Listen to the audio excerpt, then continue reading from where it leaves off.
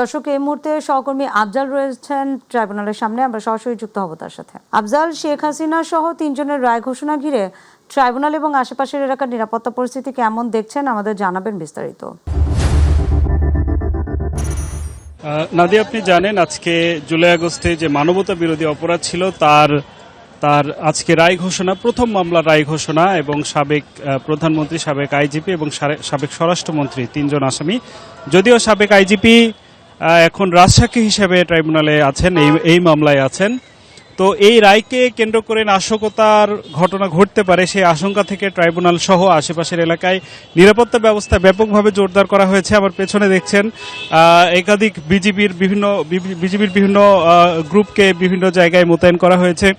এছাড়া APBN police সহ বিভিন্ন নিরাপত্তা বাহিনীর সদস্যদেরকে মোতায়েন করা হয়েছে যেন ট্রাইব্যুনালের আশেপাশে বিশেষ করে কোনো রকমের বিশৃঙ্খলা সৃষ্টি না হয়।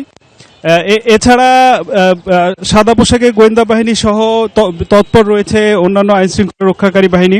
এবং আপনি জানেন আজকে এই রায় ঢাকা সহ দেশের বিভিন্ন স্থানে নাশকতা যেন না হয় সেজন্য ঢাকার বাইরেও নিরাপত্তা ব্যবস্থা জোরদার করা হয়েছে। এবং এই রায় সরাসরি সম্প্রচারের জন্য ঢাকার বিভিন্ন প্রান্তে এলইডি স্ক্রিনে সেই রায় প্রকাশ করা হবে।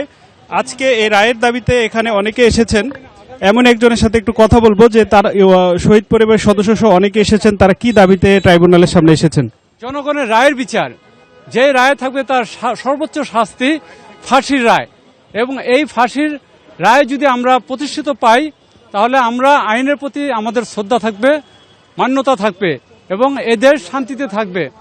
সংবিধানে লেখা আছে কেউ আইনের ঊর্ধ্বে নয়। এই ইতিহাস একটা ঐতিহাসিক একটা মাইল ফলক, একটা দৃষ্টান্ত নজির হয়ে থাকবে যে বাংলাদেশে স্বাধীনতা যুদ্ধের পর এ যাবৎকাল এত বড় পরিসরে কারো কোনো বিচার হয় নাই।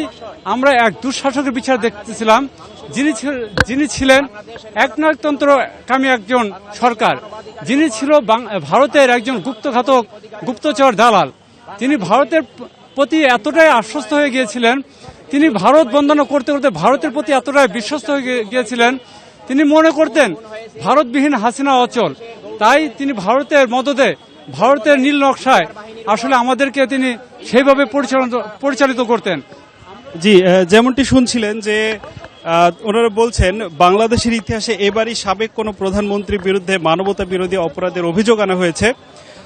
এবং প্রত্যাশা, যারা বিচার প্রার্থী তাদের প্রত্যাশা যে এই ধরনের অপরাধের যদি বিচার হয় তাহলে ভবিষ্যতে বাংলাদেশের কোনো প্রধানমন্ত্রী বা সরকার প্রধান যেন এই ধরনের অপরাধে না জড়ায়, তার উদাহরণ হিসেবে এই রায়কে তারা দেখতে চান বা এই রায় উদাহরণ সৃষ্টি করবে বলে তারা প্রত্যাশা করছেন।